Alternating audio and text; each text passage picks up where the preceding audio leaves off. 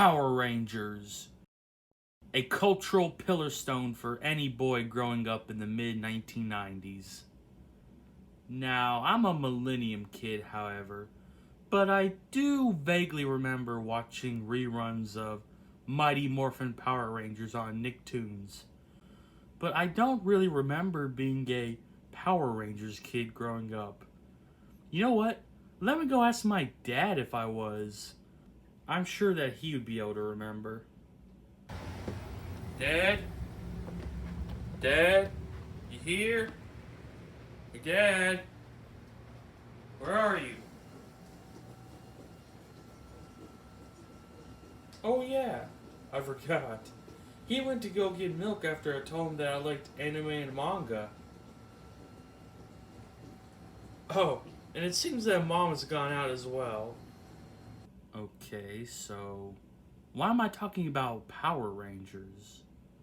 Well, because today's review is going to be a manga adaptation of one of the spin-off shows created from the Power Rangers source material, Super Sentai. Himitsu Sentai Go Ranger was a tokusatsu superhero show that aired in Japan from 1975 to 1977. Being a spin-off series of Super Sentai, which, again, would go on to be adapted into Power Rangers in the West. The show was created by an artist that we have talked about before named Shotaro Ishimori. Yes, that's right. Not only was he a mangaka, but a creator of multiple tokusatsu shows. Along with the TV show, however, Ishimori created two different manga series that ran alongside it, which I'm going to be reviewing today.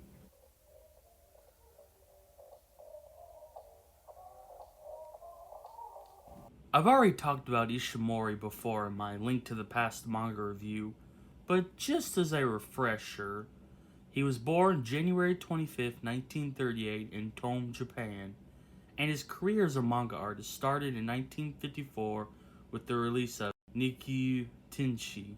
1956 saw him moving to Tokyo to focus on his manga career and becoming an assistant to Osamu Tezuka. His first notable work, however, wouldn't come about until 1963 with the release of Cyborg 009, which ended up being a huge hit, continuing publication until 1981. Ishimori first began working on tokusatsu shows in 1971 when, in collaboration with Toei Productions, he created Kamen Rider, and the rest is history. So there's actually two series in this book, both named Himitsu Sentai Go Ranger. The first one running from May to August 1975 in Weekly Shonen Sunday, and the second running from April to July of that same year in Shogaku Gonin-shi.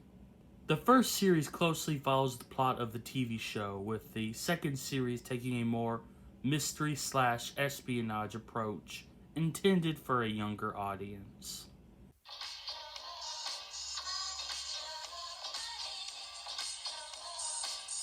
The basic overall premise of the entire series is it's about 5 members of Eagle, a secret group of peacekeepers who fight to take down the evil Black Cross Army who threatens to endanger the world. These 5 members named Kaijo Tsuyoshi, Shinmi Akira, Oswald Date, Peggy Matsuyama, and Azuki Kinji all wear super powerful masks and suits that enhance their 5 senses, turning them into the Go Rangers, unstoppable fighters. Getting more into the specifics of it, the manga that ran in Weekly Shonen Sunday started with how and why Kaijo Toyoshi joined the group, and generally serves as an introduction to what the Go Rangers are, what Eagle is, and who the Black Cross Army is. What follows next is they investigate a possible lead into a Black Cross Army hideout that was given to Shinmi by his friend. After that, a robot dinosaur attacks the city and the Go Rangers investigate into why and how to stop it, thus concluding the Weekly Shonen Sunday series. It's very short, it only really consists of 3 major arcs. The series that ran in Shogaku Gonin Si, is divided into 4 chapters. Chapter 1 is very similar to the other series in depicting how and why Kaijo joins Eagle, becoming Aka Ranger, and overall serves as an introduction to the concepts of the series. Chapter 2 starts with the kidnapping of a scientist's granddaughter carried out by a tiny flying ship. The ship then demands the scientist to hand over his blueprints on a spaceship he's developing in order to rescue his granddaughter. The Go Rangers end up learning about the kidnapping and help the scientists to track down the culprit and save them all. Chapter 3 starts with Kaijo going off on his own to a mansion where a supposed psychic is calling to him for help. He arrives at the mansion only to discover that it was a trap created in order to lure the other Go Rangers there. And the final chapter is a mystery to learn who stole all the robots from a high-tech lab.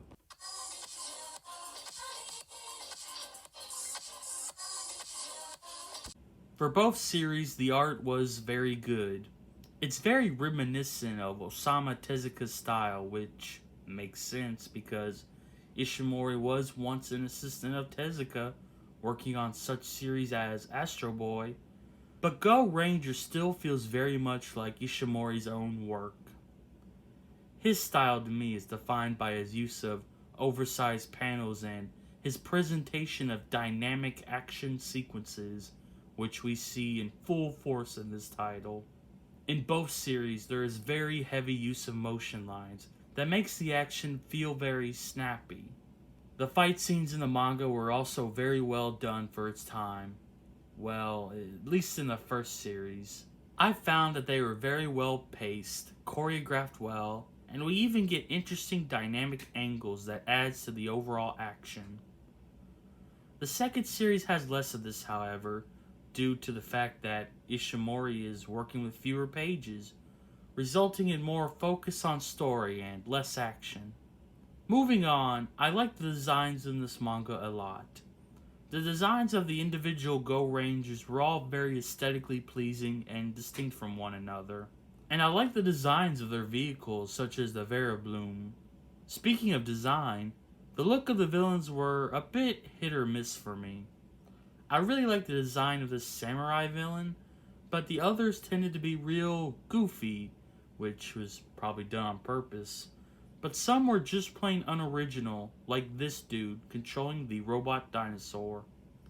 As for the story, it was serviceable for what this manga is, a campy superhero jaunt. The first series felt like the better one story-wise, being able to have real character development and well paced out action sequences, though it felt like it ended a bit too soon. We only really ended up getting 3 distinct arcs, leaving the ending of the first series a bit underwhelming. As for the second series, its stories were just too short for its own good.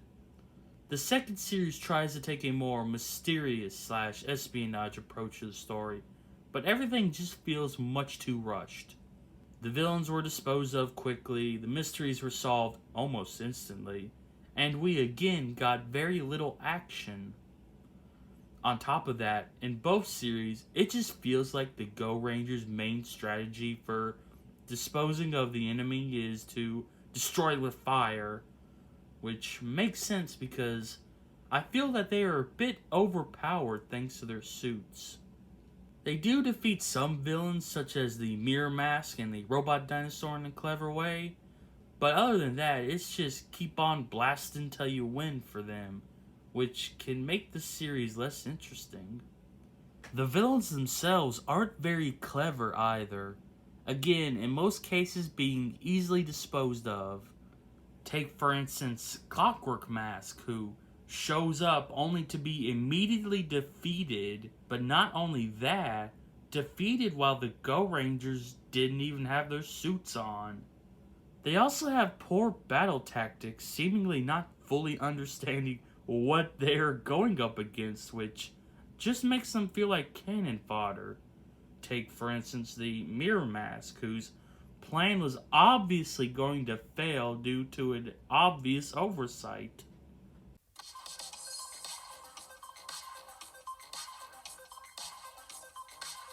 overall, Himitsu Sendai Go Ranger just didn't feel too special. The stories were serviceable and the action was pretty good when it was there. I feel that the only people who are really going to enjoy this, however, would be fans of the show, and perhaps Power Ranger fans might want to check it out as a strange oddity. Other than that, it's an okay read.